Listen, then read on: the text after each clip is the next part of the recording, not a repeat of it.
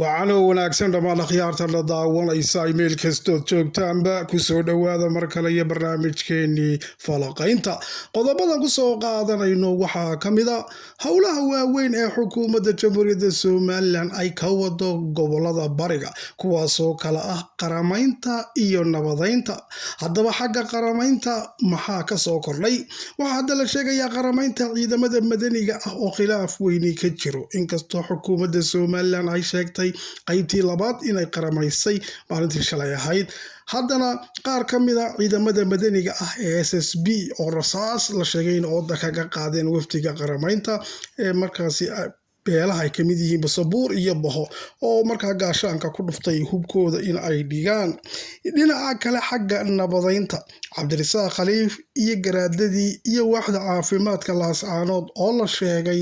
inay xukuumadda somalilan u sii daysay lacagtii gobolka sool, iyo xogo shaaca ka qaaday in xukuumadda somalilan wado in kooxda sool loo aqoonsanayo ismaamul hoostaga markaasi jamhuuriyadda somalilan. qorshihii cali khaliif oo la hirgelinayo kooxaha SSC oo markaasi hadda iyagana la sheegay in ay ogolaadeen.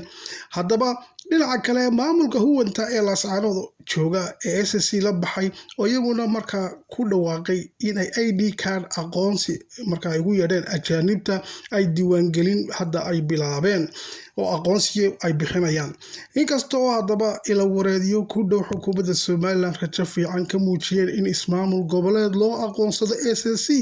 laakiin khubarada siyaasadda ayaa qaarkood waxay walaac ka muujinayaan inay taasi keeni doonto in bariga sanaagna maakhir ay dooni doonto in ay maamul ku dhawaaqdo, galbeedkuna awdal statedii ay boodhka ka jafi doonaan.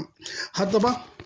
waxaa la leeyahay taasi hadhow tole waxay keeni kartaa burbur markaasi ku yimaada iyo kala tag qarannimada jamhuuriyadda somalilan. dhinaca kale geeska afrika ayaa hadda la sheegaya in birta laysku afaysanayo. dagaal xoogan oo saf ballaadhan ah oo markaasi lagu riiqmo ayaa hadda bilaabmaya. ra-iisul wasaaraha etoobiya oo ku dhawaaqay dagaal, waxaana uu yidhi hal tallaabo cadowgaygu hadday soo qaadaan 5 tallaabaan ka qaadayna. cadowga uu sheegayana waxaa la sheegay in ay yihiin markaasi Eritrea iyo Masar oo iyaguna hadda isbahaysigoogii sii xoojiyey, weliba hanjabaad toosa ay Masar usoo dirtay Etoobiya haddii cagaha soo geliso badda in ay markaasi ay dagaal xoogan la kulmayso. haddaba sidoo kale waxaa hadda markaasi la sheegay in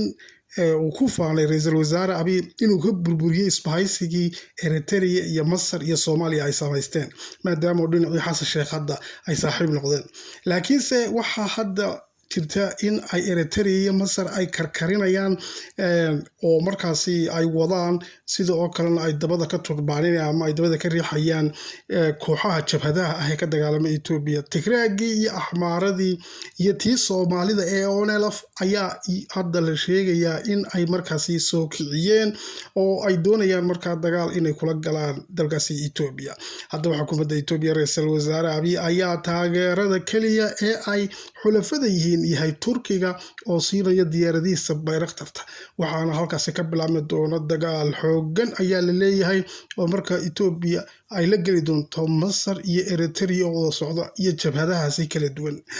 qodobada iyo qodobo kale ayaan kusoo qaadanaynaa barnaamijka, kusoo dhowaada.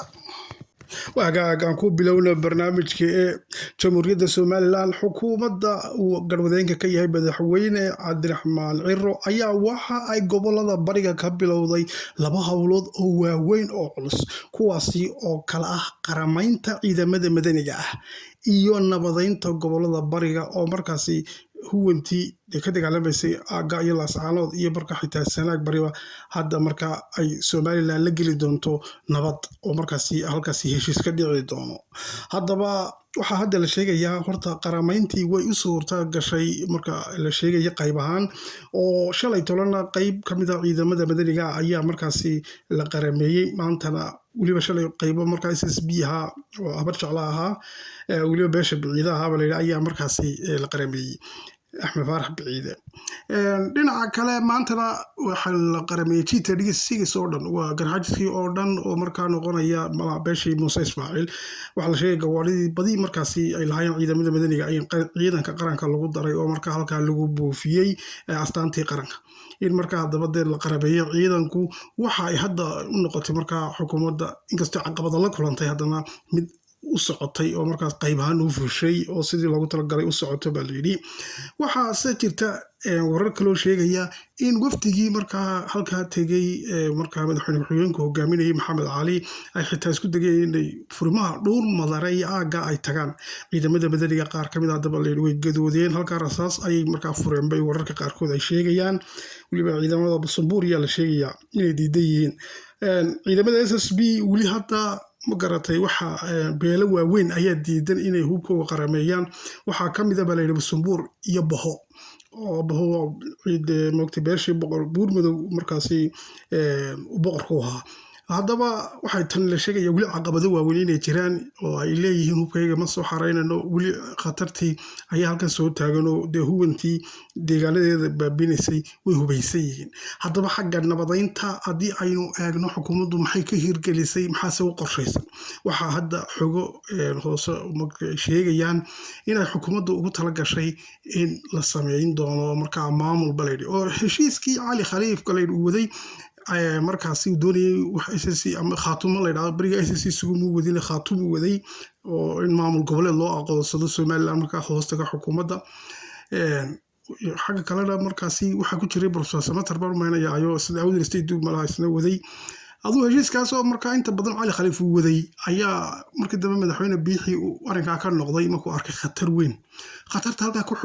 gadaaban maxay tahay waxay tahay in markaa maamul halkaasi laga magacaabo ismaamul hoosaad ay keenaysa markaa awooddii mogtay dowladnimo inay daciifayso oo markaa u ogolaatay kooxahaasi inay samaystaan SSC-da kuwa kale mogtay bariga sanaagna dee waxay ku dhawaaqayaan maakhir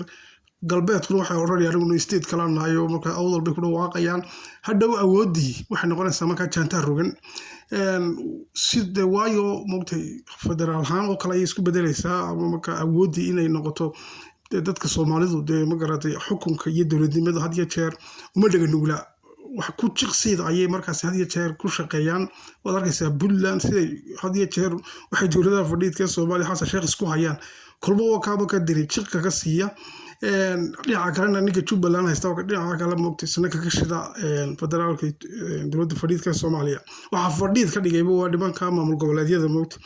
marka tabtaasoo kale haddii imika iyagana maamul goboleedyo Soomaaliya loo soo wareejiyo hadhow talo maamulka xitaa ma shaqaynaya baa la leeyahay oo fadhiid bay noqonaysaa dee dowladnimadii dadka markaasi khubarada ah qaarkood ayaa ka digaya hawshaasi oo leh waa khatar weyn markaa qarannimada Soomaaliland kusoo wajahan baa la leeyahay laakiinse dhinaca kale nabadaynta marka la sheegayo waa siday doonayaan baa la leeyahay nimankan markaasi huwantu waxaa hor socda baa la yidhi in khaliif iyo garaadadii in garaad Ismaaciil ugu bawdheer yahay waxaa la sheegay xukuumadda inay wada xidhiidheen wararka qaarkood xitaa oo loo sii daayay miisaaniyadihiiba wararka qaarkoodna ay sheegayaan oo markaa cisbitaalkii laascaanood iyo wasaaradda caafimaadka oo kale loo sii daayay in khaliif isagana wax loo dhiibay baa layidhi xogo hoose asaa sheegaya moogtay hadduu si kasta ha ahaato waxaa hadda ka go-an markaa oo ay wada xukuumadda Cabdiraxmaan Ciro in qaramaynta ujeedada ugu weyn ay ka leedahayna waxay tahay ciidamadii madaniga in hub haystaan ayaa markaasi la diidaya si aan meeshu jaantaa rogan u noqon baa layidhi oo dee had iyo jeer nabadgelyo daro u dhicin bay yidhaahdeen qolyahaasina markaa wadahadalka in loo furo ay hadda ku hawleyihiin baa layidhi inkastoona xukuumaddu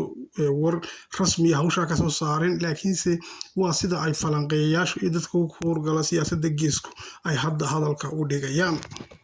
wixii ka soo kordhay barnaamijyada dambe ayaan ku soo qaadanaynaa barnaamijkeena intaasuu ku dhan yahay tan iyo kulantiyeena dambe nabadgelyo